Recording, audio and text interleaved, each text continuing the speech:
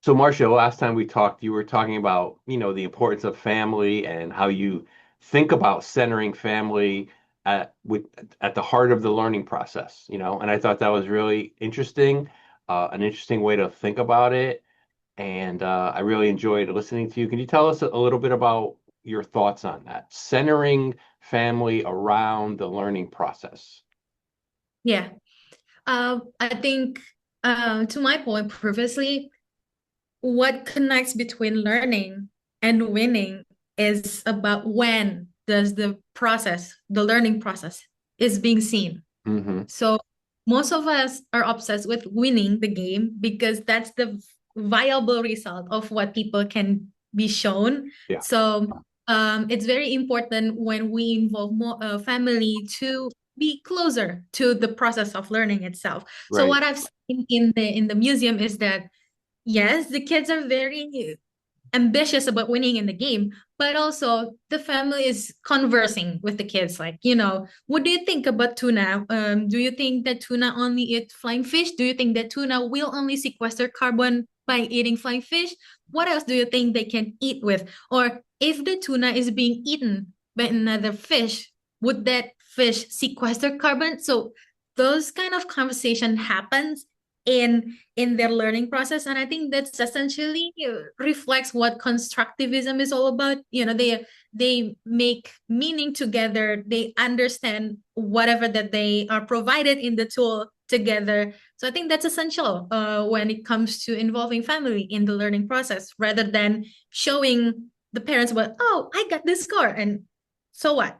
And the Right. other thing is that in the internship that I'm doing now, teachers has reported a lot of um, parents feeling proud because in this program, like I said, the kids has to speak in English because it's the main language they use in the world. Right. And when they are traveling abroad, parents can see that the kids help them with talking with a bodega cashier about some stuff with English, negotiate, asking this and that with English in ways that their parents didn't know about how far this kid can go with English. Right. So they have a sense of pride. They've seen how this kid has evolved by just being involved in the program for a year. And I think that's also a good stuff about, having the idea of involving families Sure. early on in acquiring new skill or new learning Yeah. in their life. Was your family influential in your learning? Were they there to help you and help scaffold your learning, or did you learn things together a lot? I am fortunate enough that my family can afford me to additional class, like after school Right. English class. And my dad can speak English. He knows to what extent my English can grow Yeah. over time. And I think he's seen me throughout my education. And that's how I can get to the US, to New York City, Right. to continue my school eventually. But yeah, I think my dad particularly take so much role in the development of my English. And a lot of part of my family too, they expose me with um their their ability in English. And so Sure. I got Sure. inspired with that too. They helped you in any way they could, either financially or through support. I'm sure I could tell that you're going to bring that philosophy into the things you design, and that's great.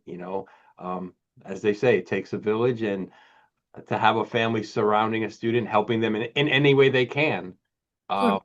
even if they might not know that content, it's okay. They're still very important to a student to have support and in all kinds of different ways. My uncle, he when he got his dissertation, he wrote in it that he thanked my grandmother, his mother-in-law, but my grandmother for all the pizzas that he made she made him while he was working so hard and studying, and he put it in the thank you. Like he thanked my grandmother for the food that she made for him over the years. I thought that was really great that he did that. So, yeah, family helping is family-centered learning sounds very Sounds great. I'm glad you're thinking about it. Thank you.